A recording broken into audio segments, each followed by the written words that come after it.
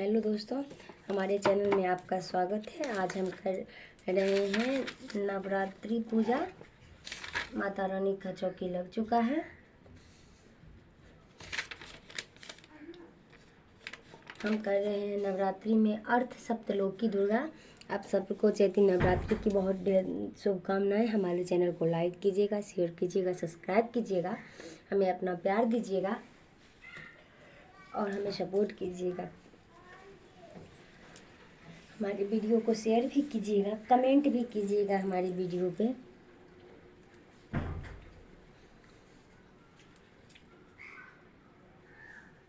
वक्रतुंड महाकार्य सूर्यकोटि समप्रभा निर्विघ्नं कुरु मे देवो सर्वकार्येषु सर्वदा। शिव जी बोले, हे देवी, तुम भक्त के लिए सुलभ हो और समस्त कर्मों का विधान करने वाली हो। कलयुग में कामनाओं की सिद्धि हेतु यदि कोई उपाय हो तो उसे अपनी वाणी द्वारा सम्यक रूप से व्यक्त करो। देवी ने कहा, हे देव, आपका मेरे ऊपर बहुत स्नेह है। कलयुग में समस्त कामनाओं को सिद्ध करने वाला जो साधन है वह बतलाऊंगी, सुनो। उसका नाम मैं अम्बा स्तुति ओम इस दुर्गा सप्तलोकी महास्रोत के नारायण ऋषि हैं, अनुष्ठ छंद है। हे महाकाली, महालक्ष्मी और महासरस्वती देवता है। श्री दुर्गा की प्रसन्नता के लिए सप्तमी की दुर्गा पाठ में इसका विनियोग किया जाता है। हे भगवती महामाया देवी, ज्ञानियों भी चित्त को बलपूर्वक खींचकर मोह में डाल देते हैं। माँ दुर्गे आप स्मरण करने पर सब प्राणियों का भय हर लेती है और समस्त पुरुषों द्वारा चिंतन करने पर उन्हें परम कल्याणमयी बुद्धि प्रदान करती है। दुख, दरिद्र और भय हरने वाली देवी, आपके सिवा दूसरा कौन है जिसका चित्त सबका उपकार करने के लिए सदा ही दृढ़ रहता हो। नारायणी, तुम सब प्रकार की मंगल प्रदान करने वाली मंगलमयी हो, कल्याणदायिनी शिवा हो। सब पूर्ण शास्त्र सिद्ध करने वाली जगत वत्स, तीन नेत्र एवं गौरी हो, तुम्हें नमस्कार है। शरण में आए हुए दीन एवं पीड़ितों की रक्षा संलग्न रहने वाली तथा सबकी पीड़ा दूर करने वाली नारायणी देवी, तुम्हें नमस्कार है। सर्वसूर स्वरूपा, सर्वेश्वरी तथा सब प्रकार की शक्तियां संपन्न दिव्य रूपा दुर्गे देवी, सब भयों से हमारी रक्षा करो, तुम्हें नमस्कार है। देवी, तुम प्रसन्न होने पर सब रोगों का नष्ट कर देती हो और कुपित होने पर मनोवांछित सभी कामनाओं का नाश कर देती हो। जो लोग तुम्हारी शरण में जा चुके हैं उन पर विपत्ति तो आती ही नहीं। तुम्हारी शरण में गए हुए मनुष्य दूसरों का शरण देने वाले हो जाते हैं। सर्वेश्वरी, तुम इसी प्रकार तीनों लोकों की समस्त बाधाओं को शांत करो और हमारे शत्रुओं का नाश करती रहो। शंकर जी कहते हैं, कमल ने अब मैं अष्टोचत नाम का वर्णन करता हूँ, सुनो, जिसके प्रसाद पाठ या श्रवण मात्र से परम साध्वी भगवती दुर्गा प्रसन्न हो जाती है।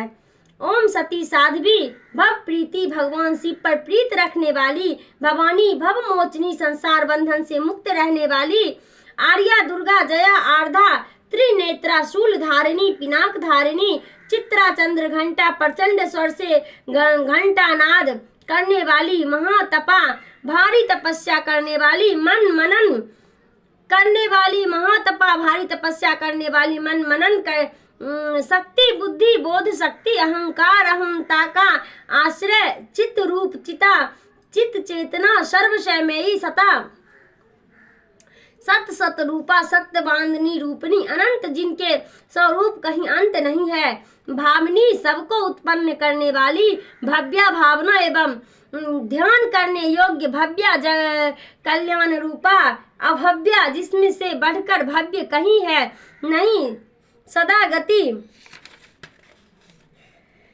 शांभवी, शिव प्रिया, देव माता, चिता, रत्न प्रिया, सर्व विद्या, दक्ष कन्या, दक्ष विनाशिनी, अर्पण, तपस्या के समय पित्त को भी ना खाने वाली, अनेक वर्ण अनेक रंग वाली, पाटला, लाल रंग वाली पाटलावती, गुलाब के फूल या लाल फूल धारण करने वाली, पीताम्बर धारिणी, रेशमी वस्त्र पहनने वाली, कलमंजरिनी, मधुर ध्वनि करने वाली, मंजरी को धारण करने प्रसन्न होने पर अमय विक्रय, सभी पराक्रम वाली, कूर दिव्या, प्रति कठोर सुंदरी, सूर सुंदरी, वन दुर्गा मातंगी, माता गुनी पूजित, ब्रह्म महेश्वरी, ऐन्द्री, कौमारी, वैष्णवी, चामुंडा, वाराही, लक्ष्मी, पुरुषाकृता, विमला, उत्कृष्णी, ज्ञान क्रिया, नित्या, बुद्धिता, बहुला, बहु प्रेमा, सर्ववाहना, निशुंभ हननी, महिषासुर मर्दनी, मधुकेटभ हननी, चंड मुंड विनाशनी, सर्वसूर विनाशिनी, सदा दान धातनी, सर्वशास्त्रमयी, सत्या, सर्वशास्त्र धारिणी, अनेक हंसस्ता, अनेक हंस धारिणी, कुमारी, एक कन्या, कौशेरी, युवती, अति परमोढ़ा, प्रौढ़ा, वृद्ध माता, बल प्रदा, महोदरी, मुक्त केसी, घोर रूपा, महाबला, अग्नि ज्वाला, रुद्रमुखी, काल रात्रि, तपस्विनी, नारायणी, भद्रकाली, विष्णु माया, जलोदरी, शिवदूती, कराली, अनंत विनाश रहिता, परमेश्वरी, कात्यायनी, सर्व सावित्री, प्रत्यक्षा, ब्रह्मवादिनी देवी, पार्वती। जो प्रतिदिन दुर्गा जी के इस अष्टोच्चर नाम का पाठ करता है उसके लिए तीनों लोक में कुछ भी साध्य नहीं है। वह वन्य धान्य, पुत्र, स्त्री, घोड़ा, हाथी, धर्म आदि 4 पुरुषार्थ तथा अंत में सनातन मुक्ति भी प्राप्त कर लेता है। कुमारी का पूजन और देवी सुरेश्वरी का ध्यान करके पराभक्ति के साथ उनका पूजन करें और अष्टोच्चर नाम का पाठ आरंभ करें। देवी जो ऐसा करता है उसे सब श्रेष्ठ देवताओं से भी सिद्धि प्राप्त होती है। राजा उसके दास हो जाते हैं, वह राज्य लक्ष्मी प्राप्त कर लेता है। गोरोचन, लक्ष्य, कुकुम, सिंदूर, कपूर, घी अथवा दूध, चीनी और मधु इन वस्तुओं का एकत्र करके इनमें विधि पूर्वक यंत्र लिखकर जो विविध पुरुष सदा उस मंत्र को धारण करता है वह शिव के तुल्य मोक्ष रूप हो जाता है। भौमती अमावस्या आधी रात में जब चंद्रमा शतभिक्ष नक्षत्र पर हो उस समय इस स्त्रोत को लिखकर जो इसका पाठ करता है वह शक्तिशाली हो जाता है।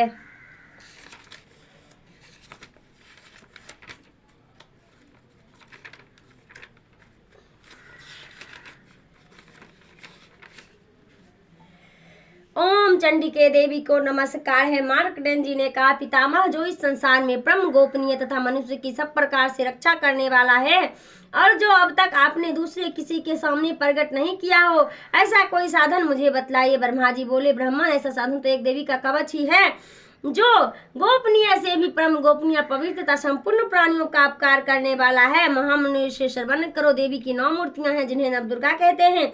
इनके पृथक पृथक नाम बतलाए जाते हैं। प्रथम नाम शैलपुत्री है, दूसरी मूर्ति का नाम ब्रह्मचारिणी है, तीसरा स्वरूप चंद्रघंटा के नाम से प्रसिद्ध है, चौथी मूर्ति को कुष्मांडा कहते हैं, पांचवी दुर्गा का नाम स्कंद माता है, देवी के छठे रूप को कल्याणी कहते हैं, सातवां कालरात्रि और 8वां स्वरूप महागौरी के नाम से प्रसिद्ध है, नवमी दुर्गा का नाम सिद्धदात्री है। ये सब नाम सर्वज्ञ महात्मा वेद भावनाओं द्वारा ही प्रतिपादित हुए हैं। जो मनुष्य अग्नि में जल रहा हो, रणभूमि में शत्रुओं से घिर गया हो, विषम संकटों में फंस गया हो तथा इस प्रकार भय से आतुर होकर जो भगवती दुर्गा की शरण में प्राप्त हुई हो, उनका कभी कोई अंगबल नहीं होता। युद्ध के समय संकट में पड़ने पर भी उनके ऊपर कोई विपत्ति नहीं दिखाई देती, उन्हें शोक, दुख और भय की प्राप्ति नहीं होती। जिन्होंने भक्ति पूर्वक देवी का स्मरण किया है उनका निश्चय अवदय होता है। देवी से जो तुम्हारा चिंतन करते हैं उनकी तुम निसंदेह रक्षा करती हो। चामुंडा प्रेत पर रूपारूढ़ होती है, 12 में भैंसे पर सवार करते, इंद्र का वाहन ऐरावत हाथी है, वैष्णवी देवी गुरूर पर ही आसन जमाती है, माहेश्वरी विश्व पर आरूढ़ होती है, कौमारी का वाहन मयूर है, भगवान विष्णु की प्रियतमा लक्ष्मी कमल के आसन पर विराजमान है और हाथों में कमल धारण किए हुए है। विश्व पर आरूढ़ ईश्वरी देवी श्वेत रूप धारण कर रखा है, ब्रह्म देवी हंस पर बैठी हुई है और सब प्रकार के आभूषणों की शोभा से युक्त तथा नाना प्रकार की रत्न से सुशोभित है। हंस पर बैठी हुई है और सब प्रकार के आभूषण विभूषित है। इस प्रकार ये सभी माताएं प्रकार की योग शक्ति संपन्न है। इनके सिवा और भी बहुत सी देवियां हैं जो अनेक प्रकार के आभूषण की शोभा से नाना प्रकार के रत्न से सुशोभित है। ये संपूर्ण देवियां क्रोध में भरी हुई है और भक्तों की रक्षा के लिए रथ पर बैठी दिखाई देती है। ये शंख चक्र गदा शक्ति हल और मूसल खेटक तोमर परशु तथा पाशकुंत और त्रिशूल एवं उत्तम स्वर्ण धनुष आदि अस्त्र शस्त्र अपने हाथों में धारण करती है। दैत्यों का शरीर का नाश करना और भक्तों का अभय दान देना और देवताओं का कल्याण करना, यही उनके शस्त्र धारण उद्देश्य है। कवच आरंभ करने के पहले इस प्रकार प्रार्थना करना चाहिए। महान रुद्र अत्यंत घोर पराक्रम महान बल और महान उत्साह वाली देवी, तुम महान भय का नाश करने वाली हो, तुम्हारी ओर देखना भी कठिन है। शत्रुओं को भय भ्रम जंतु के मेरी रक्षा करें। पूर्व दिशा में इंद्र शक्ति मेरी रक्षा करें। अग्निकोण में अग्नि शक्ति, दक्षिण दिशा में वायु तथा तीन कोण में खड़ग धारने मेरी रक्षा करें। पश्चिम दिशा में वायु और वायुकोण में सिंह पर सवार करने वाली देवी मेरी रक्षा करें। उत्तर दिशा में कौमारी का ईशान कोण में शूलधारनी रक्षा करे। ब्रह्मा ने तुम ऊपर की ओर से मेरी रक्षा करो और वैष्णवी नीचे की ओर से मेरी रक्षा करें। इसी प्रकाशों को अपना वाहन बनाने वाले चमुंडा देवी दसों दिशाओं में मेरी रक्षा करे। जय आगे और विजय पीछे की ओर से मेरी रक्षा करे। वाम भाग में अर्जिता, दक्षिण भाग में अपराजिता रक्षा कर। दो तीन शिखा की रक्षा करें। उमा मेरे मस्तक पर विराजमान होकर रक्षा कर। लाट में मालाधारी रक्षा करें। यशस्वी देवी मेरे भूमों का रक्षण करे। भूमों के मध्य भाग में त्रिनेता यथुन में यम घंटा रक्षा के। दोनों नेत्रों के मध्य भाग में सकनी और कानों में दौरवासनी रक्षा के। कालिका देवी कपूल की तथा भगवती सांकनी कानों के मूल्य भाग की रक्षा करें। नरसिका सुगंधा ऊपर के ओष्ठ में चर्चिका रक्षा करें। नीचे की ओष्ठ में अमृत कला तथा जिह्वा में सरस्वती देवी रक्षा करें। कमार का तत्व का चंद्र का कंठ प्रदेश की रक्षा कर। चित घंटा के घंट कर हमें तलवों में रहकर रक्षा करे। कामाक्षी कोड की और समंगला मेरी वाणी की रक्षा। भद्रकाली गिरवा में और धनुष वंश मेरुदंड में रहकर रक्षा करें। कंठ के बाहरी भाग में नील गिरवा और कंठ की नली में नल कुमरी रक्षा करे। दोनों कंठों में खलगनी और मेरी दोनों भुजाओं की वज्रधारणी रक्षा करे। दोनों हाथों में डंडनियां उंगलियों में अंबिका रक्षा। नखों की रक्षा करे। सूर्य पेट में रहकर रक्षा करें। महादेवी दोनों स्तनों के और शोक विनाशनी देवी मन की रक्षा के। ललिता देवी हृदय में और शूलधारणी उदर में रहकर रक्षा करें। नाभि में कामिनी और भाग में घोष रक्षा करें। पत्ना और कामी कालिंगी और महेश वाहिनी गुदा की रक्षा करें। भगवती कटी भाग में अरविंद वासनी घुटनों की रक्षा करें। संपूर्ण कामनाओं को देने वाली महाबली देवी दोनों पिंडलियों की रक्षा करें। नरसिंह दोनों घुटियों को तेजस्वी दोनों चरणों के पृष्ठ भाग की रक्षा करें। श्रीदेव पैरों के अंगुलियों को तलवासनी पैरों के तलवों में रहकर रक्षा करें। अपनी दाढ़ के कारण भयंकर दिखाई देने वाला दष्टकला देवी नखों के ऊर्ध्व कृष्ण केशों की रक्षा करें। रोमा बलियों के सिंदूरों में कुंभार का और त्वचा की बाढ़ से रक्षा कर छते करें। पार्वती देवी रक्त वजा मांस हड्डी और मेदक की रक्षा करें। नातों की काल डाटे और पित्त की कुटेश्वरी रक्षा करें। मूलाधार आदि कमल केशों में पार्वती और कप में चूड़ामणि स्थित होकर रक्षा करें। नक के तेज की ज्वालामुखी रक्षा करें। जिसका किसी भी अस्त्र में भेदन नहीं हो सकता वह भय देवी शरीर की समस्त संधियों में रहकर रक्षा करे। ब्रह्मानी आप मेरे वीर्य की रक्षा करे। छत्तीसवें छाया धर्म धारणी देवी मेरे अहंकार मन और बुद्धि की रक्षा करें। हाथ में वज्र धारण करने वाली वज्रहस्त देवी प्राण अपान ज्ञान उदान समान वायु की रक्षा करें। कल्याण से सुशोभित होने वाली भगवती कल्याण शोभना मेरे प्राण की रक्षा करे। रस रूप गंध शब्द और स्पर्श इन विषयों का अनुभव करते समय योगिनी देवी रक्षा करे तथा सतोगुण रजोगुण और तमोगुण रक्षा सदा नारायणी देवी करे। बारहवीं आयु की रक्षा करे। वैष्णवी धर्म की रक्षा करे तथा चक्र धारण करने वाली देवी यश कीर्ति लक्ष्मी धन तथा विद्या की रक्षा करें। इंद्राणी आप मेरे गोत्र की रक्षा करें। करे चंडी के तुम मेरे पशुओं की रक्षा करो। महालक्ष्मी पुत्रों की रक्षा करें और भैरवी पति की रक्षा करें। मेरे पति की सुपथा तमा के सहकर्मी रक्षा करें। राजा के दरबार में महालक्ष्मी रक्षा करें तथा सब ओर से व्याप्त रहने वाली विजय देवी संपूर्ण भयों से मेरी रक्षा करें। देवी जो स्थूल कवच में नहीं कहा गया है तेव रक्षा से रहित वह सब तुम्हारे द्वारा सुरक्षित हो, क्योंकि तुम विजयशालिनी और पाप नाशिनी हो।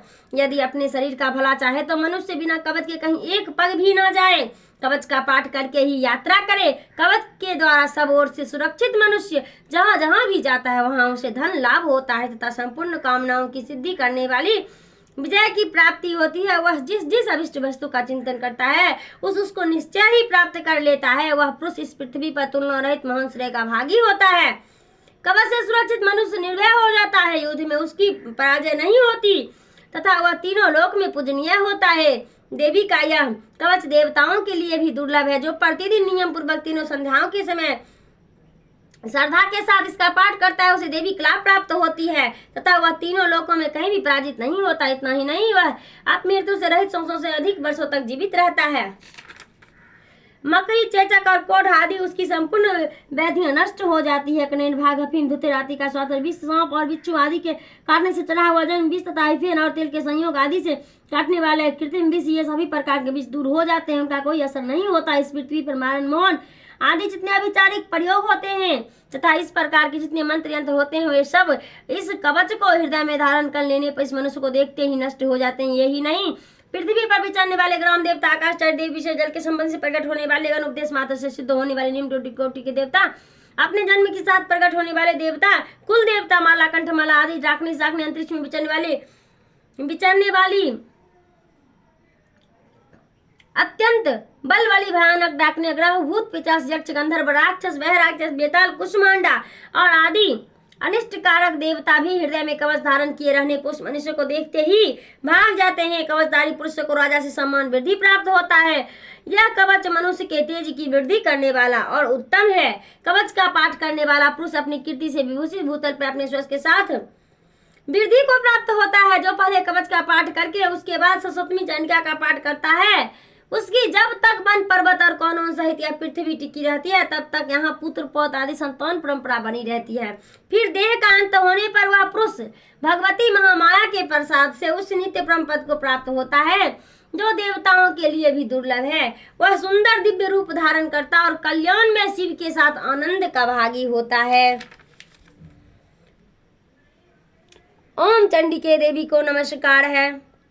मार्कंडेय जी कहते हैं, जयंती मंगला काली भद्र काली कपालिनी दुर्गा क्षमा शिवा धात्री स्वाहा और स्वधा, इन नामों से प्रसिद्ध जगदम्बिके तुम्हें मेरा नमस्कार है। देवी चामुंडे तुम्हारी जय हो। संपूर्ण प्राणियों को पीड़ा हरने वाली देवी तुम्हारी जय हो। सब में व्याप्त रहने वाली देवी तुम्हारी जय हो। कालरात्रि तुम्हें नमस्कार है। मधु और केटभ को मारने वाली तथा ब्रह्मा जी को वरदान देने वाली तुम्हें नमस्कार है। तुम मुझे रूप दो, आत्म स्वरूप ज्ञान दो, जय मोह पर विजय दो, यश मोह विजय तथा ज्ञान प्राप्त रूप यश दो, और काम क्रोध आदि शत्रुओं का नाश करो। महिषासुर का नाश करने वाली तथा भक्तों को सुख देने वाली देवी तुम्हें नमस्कार है। तुम रूप दो, जय दो, यश दो, काम क्रोध आदि शत्रुओं को नाश करो। रक्त बीज का वध और चंड मुंड का भी नाश करने वाली देवी तुम रूप दो, जय दो, यश दो, काम क्रोध आदि शत्रुओं को नाश करो। शुंभ और निशुंभ तथा धर्मलोचन का मर्दन करने वाली देवी तुम रूप दो, जय दो, यश दो, काम क्रोध आदि शत्रुओं को नाश करो। सबके द्वारा बंदित युगल चरण वाली तथा संपूर्ण सौभाग्य प्रदान करने वाली देवी तुम रूप दो, जय दो, यश दो, काम क्रोध आदि शत्रुओं को नाश करो। देवी तुम्हारे रूप और चरित्र अत्यंत है। तुम समस्त शत्रुओं का नाश करने वाली हो। रूप दो, जय दो, यश दो, काम क्रोध आदि शत्रुओं को नाश करो। पापों को दूर करने वाली चंडिके जो भक्ति पूर्वक तुम्हारी शरण में सर्वदा मस्तक झुकाते हैं, उन्हें रूप दो, जय दो, यश दो, काम क्रोध आदि शत्रुओं को नाश करो। रोगों को नाश करने वाली चंडिके जो भक्ति पूर्वक तुम्हारी स्तुति करते हैं, उन्हें रूप दो, जय दो, यश दो, काम क्रोध आदि शत्रुओं को नाश करो। चंडिके इस संसार में जो भक्ति पूर्वक तुम्हारी पूजा करते हैं, उन्हें रूप दो, जय दो, यश दो, काम क्रोध आदि शत्रुओं को नाश करो। मुझे सौभाग्य और आरोग्य दो, परम सुख दो। रूप दो, जय दो, यश दो, काम क्रोध आदि शत्रुओं को नाश करो। जो मुझसे दोष रखते हैं उनका नाश करो। मेरे बल की वृद्धि करो। रूप दो, जय दो, यश दो, काम क्रोध आदि शत्रुओं को नाश करो। देवी मेरा कल्याण करो, मुझे उत्तम संपत्ति प्रदान करो। रूप दो, जय दो, यश दो, काम क्रोध आदि शत्रुओं को नाश करो। अंबिके, देवता और असुर दोनों ही अपने माथे की मुकुट की मणियों को तुम्हारे चरणों में घिसते रहते हैं। तुम रूप दो, जय दो, यश दो, काम क्रोध आदि शत्रुओं को नाश करो। दोनों ही अपने माथे की मुकुट के मणियों को तुम्हारे चरणों में घिसते रहते हैं। तुम अपने भक्तजनों को विद्वान, वैश्वसी और लक्ष्मीवान बनाओ तथा रूप दो, जय दो, यश दो, काम करो, शत्रुओं को नाश करो। प्रचंड दैत्यों का दर्प दलन करने वाले चंडिके मुझ शरणागत को रूप दो, जय दो, यश दो, काम क्रोध आदि शत्रुओं को नाश करो। चतुर्मुख ब्रह्मा जी के द्वारा प्रशासित चार भुजाधारिणी परमेश्वरी तुम रूप दो, जय दो, यश दो, काम क्रोध आदि शत्रुओं को नाश करो। देवी अंबिका भगवान विष्णु की नित्य निरंतर भक्ति पूर्वक तुम्हारी स्तुति करते रहते हैं। तुम रूप दो, जय दो, यश दो, काम क्रोध आदि शत्रुओं को नाश करो। हिमालय कन्या पार्वती के पति महादेव जी के द्वारा प्रशासित परमेश्वरी तुम रूप दो, जय दो, यश दो, काम क्रोध आदि शत्रुओं को नाश करो। सचिपति इंद्र के द्वारा सदा से पूजित होने वाली परमेश्वरी तुम रूप दो, जय दो, यश दो, काम क्रोध आदि शत्रुओं को नाश करो। प्रचंड भुजंड वाले दैत्यों को घमंड चूर्ण करने वाली देवी तुम रूप दो, जय दो, यश दो, काम क्रोध आदि शत्रुओं को नाश करो। देवी अंबिका तुम अपने भक्तजनों को सदाशिव आनंद प्रदान करती रहती है। मुझे रूप, ध्वजा, द्वेष, दो काम, क्रोध आदि शत्रुओं को नाश करो। मन की इच्छा के अनुसार चलने वाला मनोहर पति प्रदान करो, जो दुर्गम संसार सागर से तारने वाला तथा उत्तम कुल में उत्पन्न हुई हो। जो मनुष्य इस स्रोत का पाठ करके सतमी रूपी महास्रोत का पाठ करता है, वह सतमी की जब संख्या मिलने वाले श्रेष्ठ फल को प्राप्त होता है, साथ ही वह प्रचुर संपत्ति भी प्राप्त कर लेता है। ओम चंडिके देवी को नमस्कार है। मार्कंडेय जी कहते हैं, विशुद्ध ज्ञान ही जिनका शरीर है, तीनों वेद ही जिनके तीन दिव्य नेत्र हैं, जो कल्याण प्राप्ति के हेतु हैं तथा अपने मस्तक पर अर्धचंद्र का मुकुट धारण करते हैं, उन भगवान शिव को नमस्कार है। मंत्रों को जो अभी क्लियर के है, अर्थात मंत्र की सिद्धि में विघ्न उपस्थित करने वाले सांप रूपी क्लियर का जो निवारण करने वाला है, उस सतमी स्रोत को संपूर्ण रूप से जानना चाहिए और जानकर उसकी उपासना करना चाहिए। यद्यपि सतमी के अतिरिक्त अन्य मंत्र के जप में भी जो निरंतर लगा रहता है, वह भी कल्याण का भागी होता है। उसके भी उच्चाटन आदि कर्म सिद्ध होते हैं तथा उसे भी समस्त दुर्लभ वस्तु की प्राप्ति हो जाती है। तथापि जो अन्य मंत्र की जप न करके केवल इस स्रोत सतमी नामक स्रोत ही देवी की स्तुति करते हैं, उन्हें स्तुति मात्र से ही सच्चिदानंद स्वरूपनी देवी सिद्ध हो जाती है। उन्हें अपने कार्य की सिद्धि के लिए मंत्र औषधि तथा अन्य किसी साधन की उपयोग की आवश्यकता नहीं रहता। बिना जप के ही उनके उच्चाटन आदि समस्त अभिचारिक कर्म सिद्ध हो जाते हैं। इतना ही नहीं, उनकी संपूर्ण अभिष्ट वस्तु भी सिद्ध होती है। लोगों के मन में यह शंका थी कि जब केवल सतमी की उपासना से अथवा सतमी को छोड़कर अन्य मंत्र की उपासना से भी समान रूप से सब कार्य सिद्ध होते हैं, तब इनमें से श्रेष्ठ कौन सा साधन है। लोगों की शंका को सामने रखकर भगवान शंकर अपने पास आए हुए जिज्ञासाओं को समझाया कि सतमी नामक स्रोत संपूर्ण स्रोत ही सर्वश्रेष्ठ एवं कल्याण में है। तदंतर भगवती चंडिका के सतमी नामक स्रोत को महादेव जी ने गुप्त कर दिया है। सतमी के पाठ से जो पुण्य प्राप्त होता है, उसकी कभी समाप्ति नहीं होती, किंतु अन्य मंत्र के जप से पुण्य की समाप्ति हो जाती है। अतः भगवान शिव अन्य मंत्र की अपेक्षा जो सतमी की ही श्रेष्ठता का निर्णय किया, उसे अर्थात ही जानना चाहिए।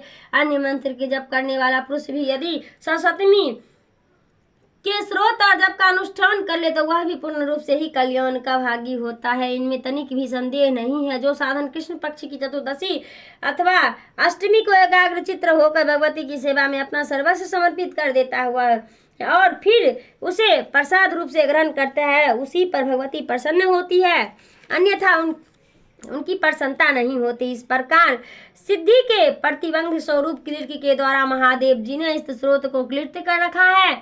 जो पूर्वोक्त रीति से निष्कीर्ण करके इस सतमी स्रोत का प्रतिदिन स्पष्ट उच्चारण पूर्वक पाठ करता है, वह मनुष्य सिद्ध हो जाता है, वही देवी का पार्षद होता है और देवी का गंधर्व भी होता है। सर्वत्र विचरते रहने पर भी संसार में जो कहीं भी भय नहीं होता, वह आप मृत्यु के बस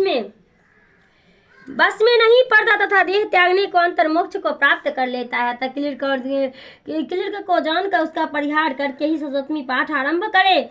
जो ऐसा नहीं करता उसका नाश हो जाता है। इसलिए क्लिर्क और निष्क्लिर्क का ज्ञान प्राप्त करने पर यह स्रोत निर्दोष होता है और विद्वान पुरुष इस निर्दोष स्रोत का ही पाठ आरंभ करते हैं।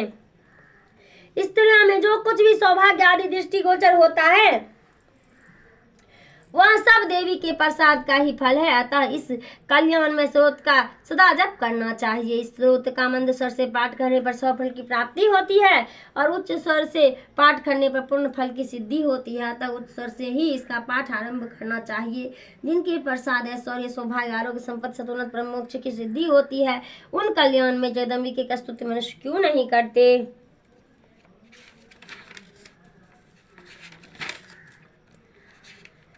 अब हम करेंगे दुर्गा पाठ प्रथम अध्याय आज करेंगे। आप लोग हमारे चैनल को लाइक कीजिएगा, शेयर कीजिएगा, सब्सक्राइब कीजिएगा, हमें अपना प्यार दीजिएगा। हमें कमेंट में बताइएगा आप लोग का हमारा वीडियो कैसा लगता है, आप लोग कहाँ से हमारा वीडियो देखते हैं। श्री दुर्गे नमः। प्रथम अध्याय। प्रथम चरित्र के ब्रह्मा ऋषि महाकाली देवता गायत्री छंद नंद शक्ति रक्तदंतिका बीज अग्नि तत्व और ऋग्वेद स्वरूप है। श्री महाकाली देवी की प्रसन्नता के लिए प्रथम चरित्र के जप में विनियोग किया जाता है। भगवान विष्णु के जो सो जाने पर मधु और कैटभ को मारने के लिए कल मंजा ब्रह्मा जी ने जिनका स्तवन किया था, उन महाकाली देवी का मैं सेवन करता हूँ। वे अपने 10 हाथों में खड्ग चक्र गदा बाण धनुष परिध शूल भूषुंड मस्तक और शंख धारण करती है। उनके 3 नेत्र है। वे समस्त अंगों में दिव्य आभूषण से विभूषित है। उनके शरीर की कांति नीलमणि के समान है तथा वे 10 मुख और 10 पैरों से युक्त हैं। मार्कंडेय जी बोले, सूर्य के पुत्र स्वर्ण में सावर्ण जो 8वें मनु कहे जाते हैं, उनकी उत्पत्ति कथा विस्तार पूर्वक कहता हूँ, सुनो। सूर्य कुमार महाभाग स्वार्णी भगवती महामाया अनुग्रह जिस प्रकार मनवतर के स्वामी हुए, वही प्रसंग सुनाता हूँ। पूर्व काल की बात है।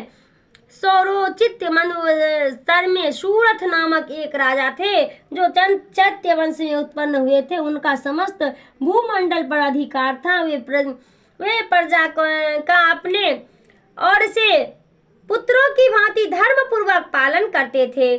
तो भी उस समय कोला विध्वंसी नाम के क्षत्रिय उनके शत्रु हो गए। राजा सूरथ की दंड नीति बड़ी प्रबल थी। उनका शत्रुओं के साथ संग्राम हुआ, तथापि कोला विध्वंसी संख्याओं में कम थे, तो भी राजा सूरथ युद्ध में उनसे परास्त हो गए। तब वे युद्ध भूमि अपने नगर को लौट आए और केवल अपने देश के राजा होकर रहने लगे। समूची पृथ्वी से अब उनका अधिकार जाता रहा, किंतु वहां भी उन प्रबल शत्रुओं ने उस समय महाभाग राजा सूरथ आक्रमण कर दिया। राजा का बल छीन हो चला था, इसलिए उनके दुष्ट बलवान एवं दुरात्म मुनियों ने वहां उनकी राजधानी में भी राजकीय सेना और खजाने को हथिया लिया। सूरथ का प्रभुत्व नष्ट हो चुका था, इसलिए वे शिकार खेलने के बहाने घोड़े पर सवार हो वहां से अकेले ही एक घने जंगल चले गए। वहां उन्होंने विप्रवर मेघा मुनि का आश्रम देखा। वहां कितनी ही हिंसक जीव अपनी स्वाभाविक हिंसा वृत्ति छोड़कर परम शांत भाव से रहते थे। मुनि के बहुत से शिष्य उस वन की शोभा बढ़ा रहे थे। वहां जाने पर मुनि ने उनका सत्कार किया और वे उन मुनि श्रेष्ठ आश्रम पर इधर उधर विचरते हुए कुछ काल तक रहे। फिर ममता से आकर्षित होकर वहां इस प्रकार चिंता करने लगे, पूर्व काल में मेरे पूर्वजों ने जिसका पालन किया था, वही नगर आज मुझसे रहित है। पता नहीं मेरे दुराचारी वीरत्यगण उसकी धर्म पूर्वक रक्षा करते हैं या नहीं। जो सदा मद की वर्षा करने वाला शूरवीर था, वह मेरा प्रधान हाथी अब शत्रुओं के अधीन होकर ना जाने किन भोगों को भोगता होगा। जो लोग मेरी कृपा धन और भोजन पाने से सदा मेरे पीछे चलते थे, निश्चय ही अब वो दूसरे राजाओं का अनुसरण करते होंगे। उन कल्याणीमयी लोगों के द्वारा सदा खर्च होते रहने के कारण अत्यंत कष्ट से जमा किया हुआ मेरा वह खजाना खाली हो जाएगा। ये तथा और भी कई बातें राजा सूरथ निरंतर सोचते रहते थे। एक दिन उन्होंने वहां विप्रवर मेघा के आश्रम के निकट एक वैश्य को देखा और उससे पूछा, भाई तुम कौन हो? यहाँ तुम्हारे आने का क्या कारण है? तुम क्यों शोकग्रस्त और अनमने से दिखाई देते हो? राजा सूरथ का यह बलपूर्वक कहा हुआ वचन सुनकर वैश्य ने विनीत भाव से उन्हें प्रणाम करके कहा। वैश्य बोला, राजन, मैं धनियों के कुल में उत्पन्न एक वैश्य हूँ। मेरा नाम समाधि है। मेरे दुष्ट स्त्री पुत्रों ने धन के लोभ से मुझे घर से बाहर निकाल दिया है। मैं इस समय धन, स्त्री और पुत्रों से वंचित हूँ। मेरे विश्वसनीय बंधुओं ने मेरा ही धन लेकर मुझे दूर कर दिया है, इसलिए दुखी होकर मैं वन में चला आया हूँ। यहाँ रहकर मैं उस बात को नहीं जानता कि मेरे पुत्रों की, स्त्री की और 100 जनों की कुशल है या नहीं। इस समय घर में वे कुशल से रहते हैं अथवा उन्हें कोई कष्ट है। वे मेरे पुत्र कैसे हैं? क्या वे सदाचारी हैं अथवा दुराचारी हो गए हैं? राजा ने पूछा, जिन लोभी स्त्री, पुत्र आदि ने धन के कारण तुम्हें घर से निकाल दिया, उनके प्रति तुम्हारे चित्त में इतना स्नेह का बंधन क्यों है? वैश्य बोला, आप मेरे विषय में जैसी बात करते हैं वह सब ठीक है, किंतु क्या करूं?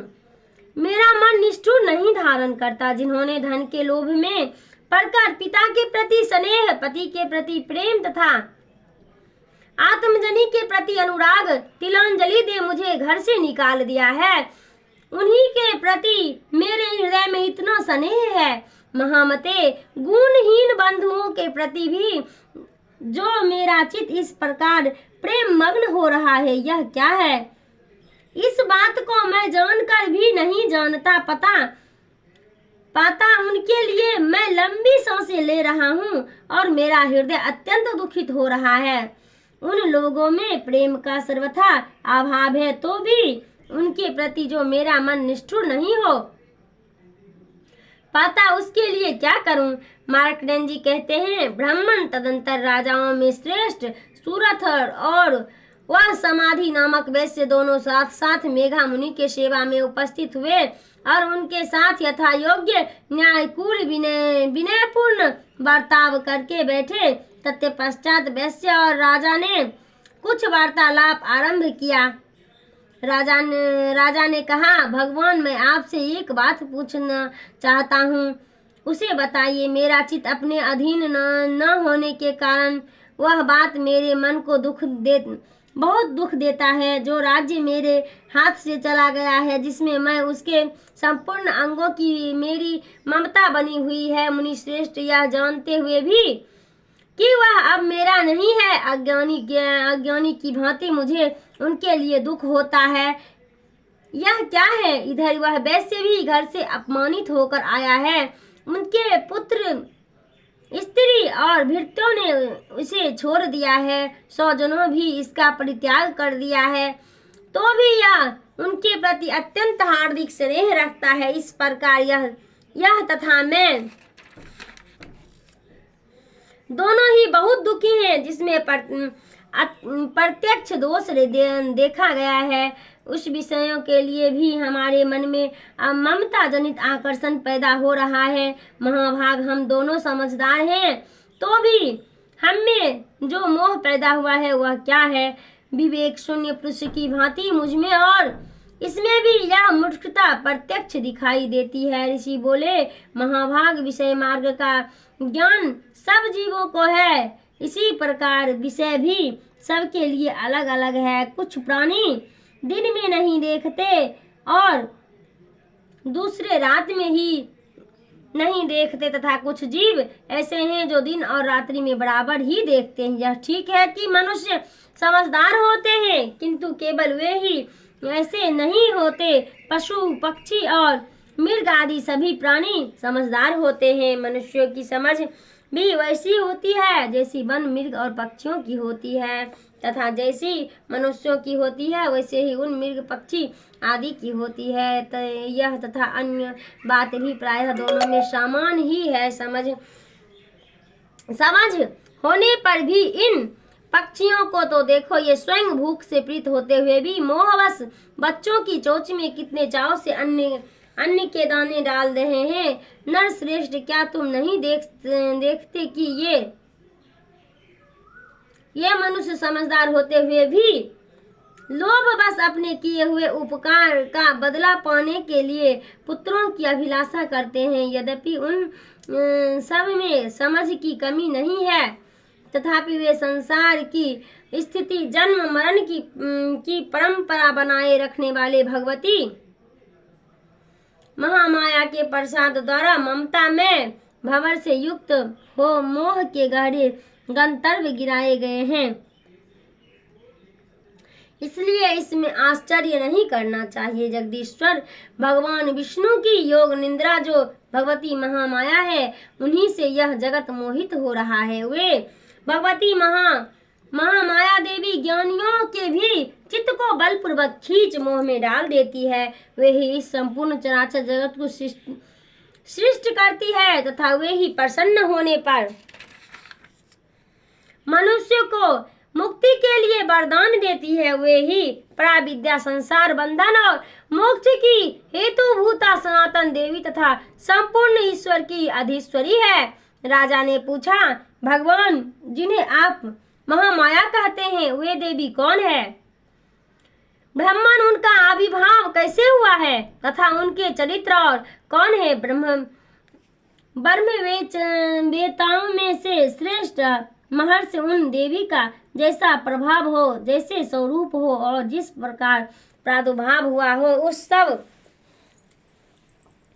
वह सब मैं आपके मुख से सुनना चाहता हूँ। ऋषि बोले, राजन वास्तव में तो वे देवी नित्य स्वरूपा ही है। संपूर्ण जगत उन्हीं का रूप है तथा उन्होंने समस्त विश्व को व्याप्त कर रखा है। तथापि उनका प्राकट्य अनेक प्रकार से होता है। वह मुझसे सुनो, यद्यपि वे नित्य और अजन्मा है, तथापि जब देवताओं का कार्य सिद्ध करने के लिए प्रकट होती है, उस समय लोक में उत्पन्न हुई कहलाती है। कल्प के अंत में जब संपूर्ण जगत एकावर्ण निम्नगण हो रहा था और सबके प्रभु भगवान विष्णु शेषनाग की शैया पर बिछाकर योग निंदा आश्रय ले सो रहे थे, उस समय उनके कानों के मैल से दो भयंकर असुर उत्पन्न हुए जो मधु और कैटभ के नाम से विख्यात थे। वे दोनों ब्रह्मा जी का वध करने को तैयार हो गए। भगवान विष्णु के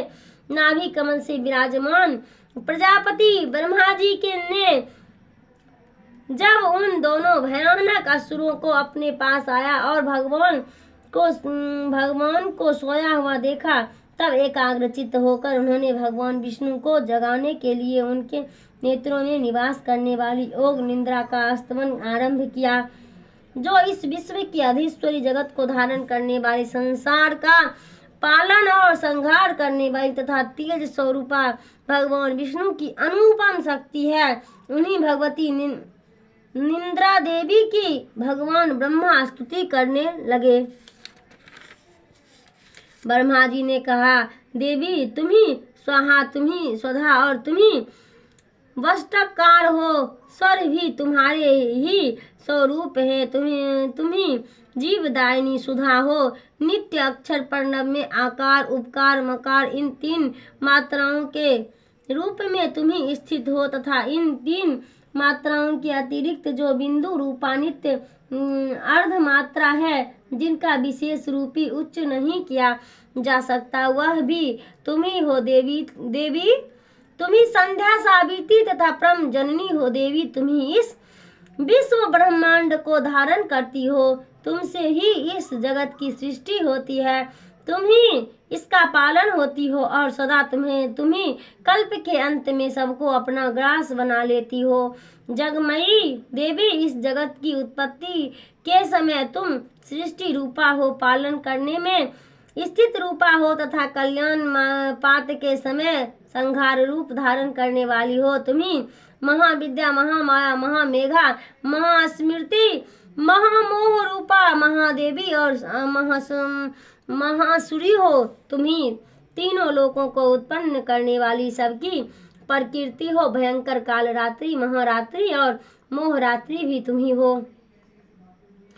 तुम्ही ही श्री, तुम्ही ईश्वरी, तुम्ही ही हो और तुम्ही बोध स्वरूपा बुद्धि हो। लज्जा, पुष्टि, तुष्टि, शांति और क्षमा भी तुम्ही हो। तुम खड्ग धारणी, शूल धारणी, घोर रूपा गदा तथा गदा, चक्र, शंख और धनुष धारण करने वाली हो। बाण, भुसुंड और परिध ये भी तुम्हारे अस्त्र हैं। तुम सौम्य और सौम्यतर हो। इतना ही नहीं, जितने भी सौम्य एवं सुंदर पदार्थ है, उन सब की अपेक्षा तुम अत्यधिक सुंदरी हो, पर और अपर सब में रहने वाली परमेश्वरी तुम ही हो। सर्व स्वरूप देवी, कहीं भी सतत असत्य रूप जो कुछ वस्तुएं हैं और उन सब की जो शक्ति है वह तुम ही हो। ऐसी अवस्था में तुम्हारी स्तुति क्या हो सकती है?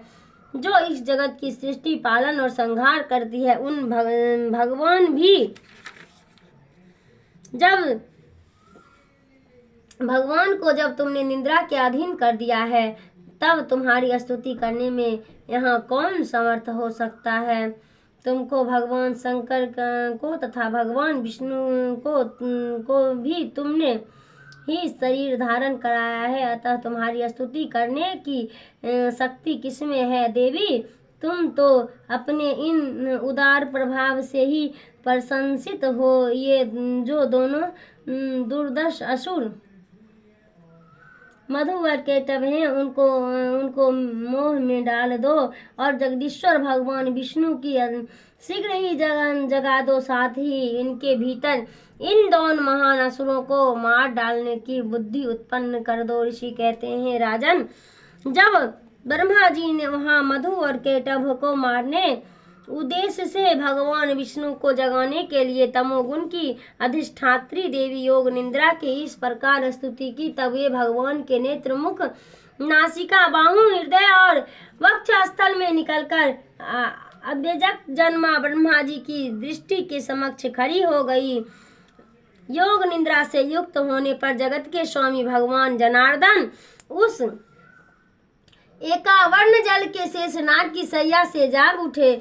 फिर उन्होंने उन दोनों असुरों को देखा। वे दुरात्म मधु और केटव अत्यंत बलवान और पराक्रमी थे और क्रोध से लाल आंखें किए ब्रह्मा जी को खा जाने के लिए उद्योग कर रहे थे। तब भगवान श्री हरि ने उठकर उन दोनों के हाथ 5000 के साथ 5000 वर्ष तक केवल वायु युद्ध किया। वे दोनों भी अत्यंत बल के कारण उन्मत्त हो रहे थे। इधर महामाया ने भी उन्हें मोह में डाल रखा था, इसलिए वे भगवान विष्णु से कहने लगे, हम तुम्हारी वीरता से संतुष्ट हो तुम्हारे हैं, तुम हम लोग से कोई वर मांगो। श्री भगवान बोले, यदि तुम दोनों मुझ पर प्रसन्न हो तो अब मेरे हाथ से मारे जाओ। बस इतना सा ही मैंने वर मांगा है, यहाँ दूसरे किसी वर से क्या लेना है। ऋषि कहते हैं, इस प्रकार धोखे में आ जाने पर जब उन्होंने संपूर्ण जगत जल ही जल देखा, तब कमल नयन भगवान से कहा, यहाँ पृथ्वी जल में डूबी हुई है, न जो जहाँ सूखा स्थान हो वहाँ ही हमारा वध करो। ऋषि कहते हैं, तब तथास्तु कहकर शंख, चक्र और गदा धारण करने वाले भगवान ने उन दोनों के मस्तक अपनी जांघ पर रखकर चक्र से काट डाले। इस प्रकार ये देवी महामाया ब्रह्मा जी की स्तुति करने पर स्वयं प्रकट हुई थी। अब पुनः तुमसे उनके प्रभाव का वर्णन करता हूँ, सुनो। इस प्रकार श्री मार्कंडेय पुराण में सर्वमन कथा के अंतर्गत देवी महात्म्य में मधु केटव वध नामक पहला अध्याय पूरा हुआ। बोलो दुर्गा मैया की जय। अब हम करेंगे माता की स्तुति, उसके बाद करेंगे क्षमा प्रार्थना।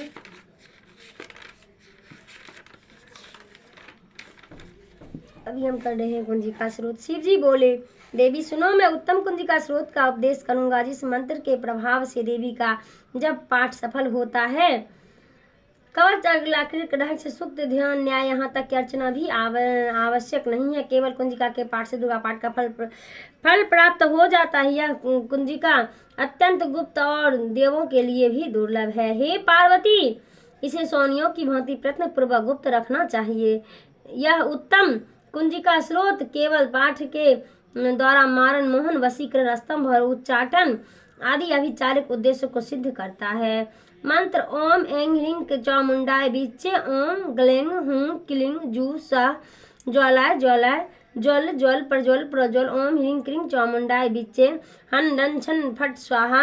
मंत्र में आए हुए बीज का अर्थ जानना न संभव है, न आवश्यक और न वांछनीय, केवल जब पर्याप्त। हे रुद्र रूपनी तुम्हें नमस्कार है। हे मधुदैत्यों को मारने वाली तुम्हें नमस्कार है। कैटव विनाशनी को नमस्कार है। महिषासुर को मारने वाली देवी तुम्हें नमस्कार है। शुंभ का हनन करने वाली और निशुंभ को मारने वाली तुम्हें नमस्कार है। हे महादेवी मेरे जप को जागृत और सिद्ध करो। इंकार के रूप में सृष्टि रूपनी, ह्रीं के रूप में सृष्टि पालन करने वाली, क्लीं के रूप में काम रूपनी तथा निखिल ब्रह्मांड के बीज रूपनी देवी तुम्हें नमस्कार है।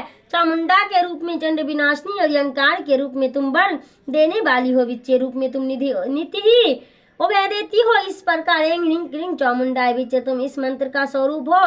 दांग धूम के रूप में धृतराष्ट्र शिव की तुम पत्नी हो। वाम मूंग के रूप में तुम बार्गेश्वरी अधिश्वरी कांक्रिंग के रूप में कालिका देवी सांसुं के रूप में कल्याण करो हूंकार स्वरूपनी हो। जन जन जम्भिदायिनी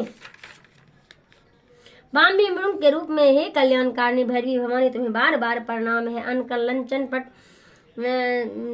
फट स्वाहा एम विंग धिग्जा इन सबको तोड़ो और दीप्त करो स्वाहा। पंपी पुंग के रूप में तुम पार्वती पुनः कांखी के रूप में तुम खेचरी काष्टानी अथवा खेचरी मुद्रा हो। सांस शिशु में स्वरूपनी सप्तमी देवी के मंत्र को मेरे लिए सिद्ध करो। यह कुंजिका स्रोत मंत्र के जगाने के लिए है, इसे भक्तिहीन पुरुष को नहीं देना चाहिए। हे पार्वती इसे गुप्त रखो। हे देवी जो बिना कुंजिका के सप्तमी का पाठ करता है उसे उसी प्रकार सिद्धि नहीं मिलती जिस प्रकार वन में रोना निर्थक होता है। इस प्रकार श्री रुद्रमाल के गौरी मंत्र में शिव पार्वती संवाद कुंज का स्रोत संपूर्ण हुआ।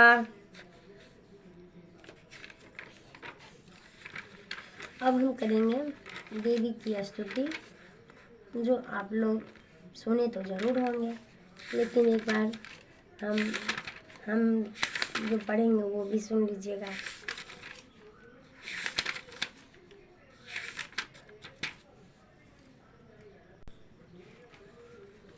नमो देव्ये महादेव्ये शिवाय संतं नमः। नमः प्रकृते भद्राये नियता प्राणतः अस्मतामं। रुद्राय नमो दैत्याय गाये धत्राय नमो नमः। ज्योस्त्राय चेन्दूरूपेण सुखाय संतत नमः। कल्याणे च प्राणतं विरधे सिद्धे कूर्म्यो नमो नमः। नेत्राय भृंगाय लक्ष्मे सौर्णेते नमो नमः। दुर्गाय दुर्गा पाराय सर्वकारिणी। ख्याते तीर्थवे कृष्णाय धूर्माय संतत नमः। अति सौम्या रुद्राय सनातने नमो नमः। नमो जगद्धात्री देवी कीर्ते नमो नमः। या देवी सर्वभूतेषु विष्णुमाया इति संस्थिता। नमस्तस्यै नमस्तस्यै नमस्तस्यै नमो नमः। या देवी सर्वभूतेषु चेतना नित्या विधित्रे। नमस्तस्यै नमस्तस्यै नमस्तस्यै नमो नमः।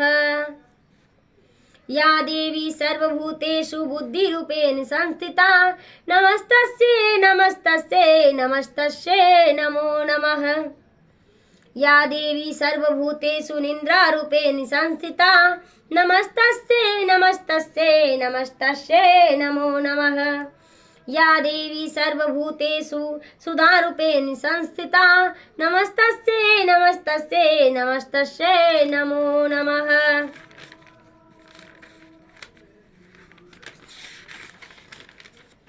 या देवी सर्वभूतेषु पुष्टारूपेण संस्थिता।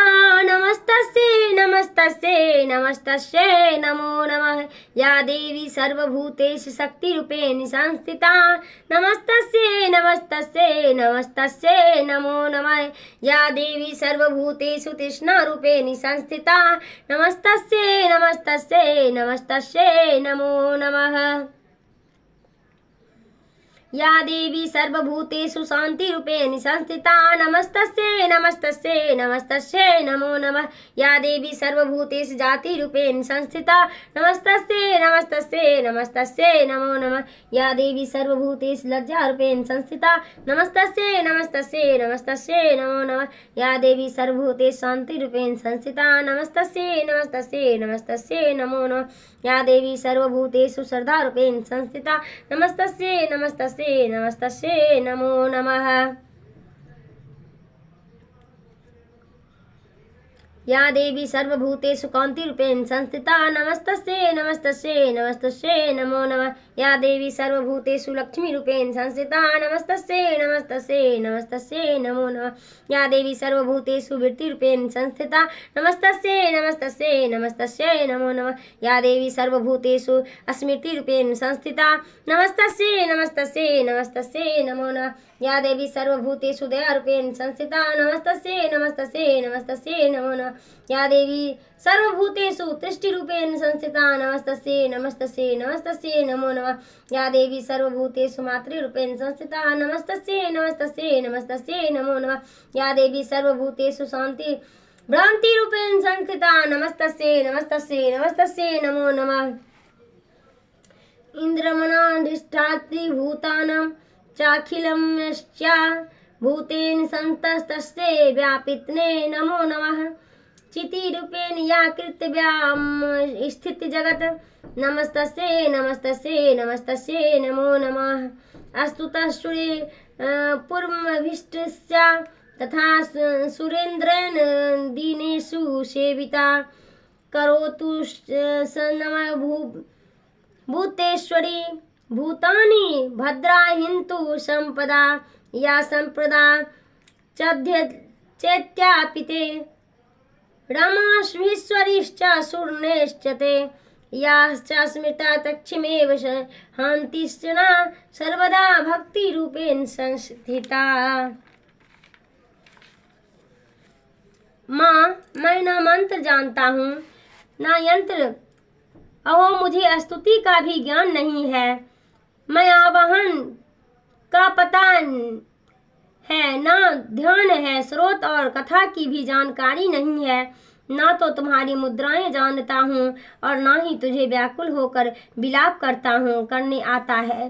परंतु एक बात जानता हूँ, केवल तुम्हारा अनुसरण, तुम्हारे पीछे चलना जो कि सब श्लोकी समस्त दुख विपत्तियों को हर लेने वाली है, सबका उद्धार करने वाली कल्याणमयी माता।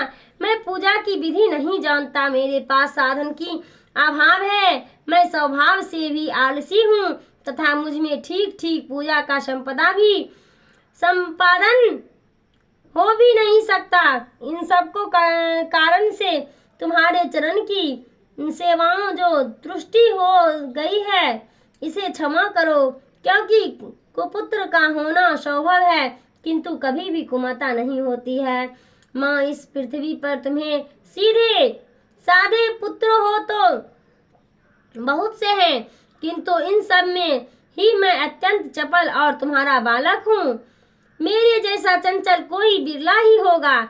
सिवाय मेरा जो यह त्याग हुआ है, यह तुम्हारे लिए कदापि उचित नहीं है, क्योंकि संसार में कुपुत्र का होना संभव है किंतु कहीं भी कुमाता नहीं होती।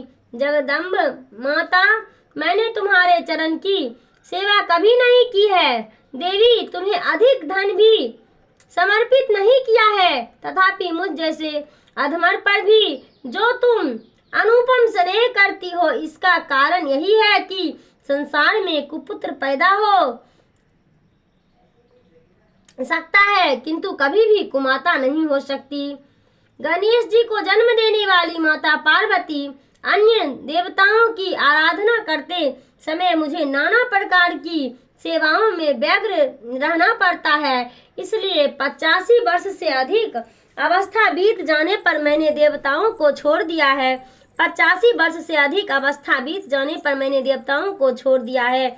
अब उनकी सेवा पूजा मुझसे नहीं हो पाता, अतएव उनसे कुछ भी सहायता मिलने की आशा नहीं है। इस समय यदि तुम्हारी कृपा न होगी तो मैं अबला रहित होकर किसकी शरण में जाऊंगी। माता, अर्पण अर्पण तुम्हारे जन्म का एक अक्षर भी नहीं करने कान में पड़ जाए तो उनका फल यह होता है कि मूर्ख चांडाल भी मधु पाके समान मधुर वाणी की उच्च स्वर करने वाला उत्तम वक्ता हो जाता है। दीन मनुष्य भी करोड़ स्वर्ण मुद्राओं से संपन्न हो चिरकाल तक निर्भय विहार करता है। जब मंत्र के इस अक्षर के श्रवण का ऐसा फल है तो जो लोग विधि पूर्वक तुम्हें जप में लगे रहते हैं उनके जप में प्राप्त करने वाला उत्तम फल कैसा होगा, इसको कौन मनुष्य जान सकता है। भवानी, जो अपने अंगों में चिता की राख भभूत लपेटे रहते हैं, जिनकी विष भी भोजन है, जो दिगंबरधारी नग्न रहने वाले हैं, मस्तक पर जटा और कंठ में नागराज वासुकी को हार के रूप में धारण करते हैं तथा उनके हाथ में कपाल भिक्षा पात्र शोभा पाता है, ऐसे भूतनाथ पशुपति भी जो एकमात्र जगदीश्वर की पदवी धारण करते हैं, उनका क्या कारण है। यह महत्व उन्हें कैसे मिला, यह केवल तुम्हारे प्राणी ग्रहण परिजाति का फल है। तुम्हारे साथ विवाह होना ही उनका महत्व बढ़ गया। मुख में चंद्रमा की शोभा धारण करने वाली माँ, मुझे मोक्ष की इच्छा नहीं है, संसार में वैभव की भी अभिलाषा नहीं है, विज्ञान की अपेक्षा न है, सुख की आकांक्षा। अतः तुमसे मेरी यह याचना है कि मेरा जन्म में दान रुद्रान और शिव भवानी इन नामों का जप करते हुए बीते। माँ श्यामा, नाना प्रकार की पूजन सामग्रियां कभी विधि पूर्वक तुम्हारी आराधना मुझ में न हो सकी। सदा कठोर भावना चिंतन करने वाली मेरी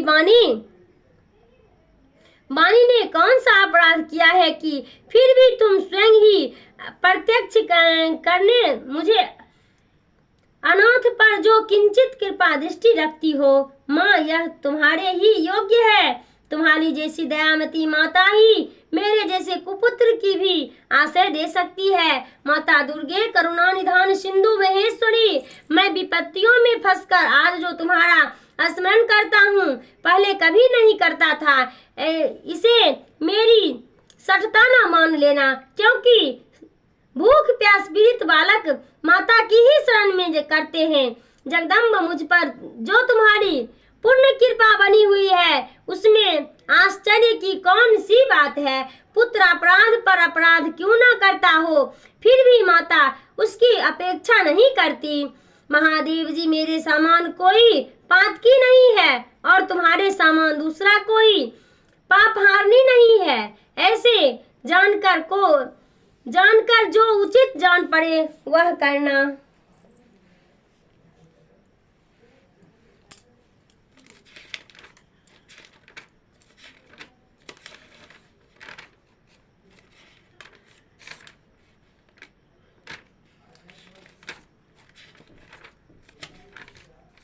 परमेश्वरी, मेरे द्वारा रात दिन सहस्त्र अपराध होते रहते हैं। यह मेरा दास है, यूं समझ के मेरे उन अपराधों को तुम कृपा पूर्वक क्षमा करो।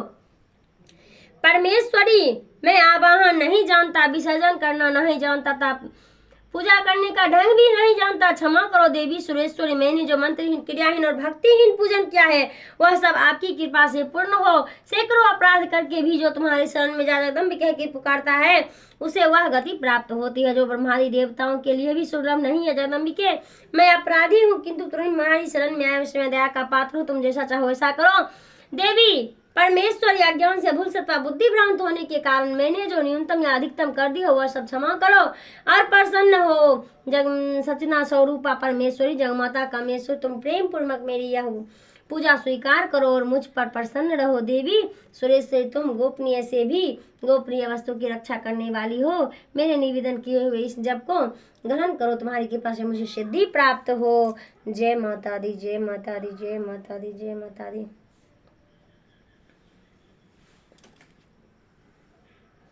हमारे चैनल को लाइक कीजिएगा, शेयर कीजिएगा, सब्सक्राइब कीजिएगा, हमें अपना प्यार दीजिएगा।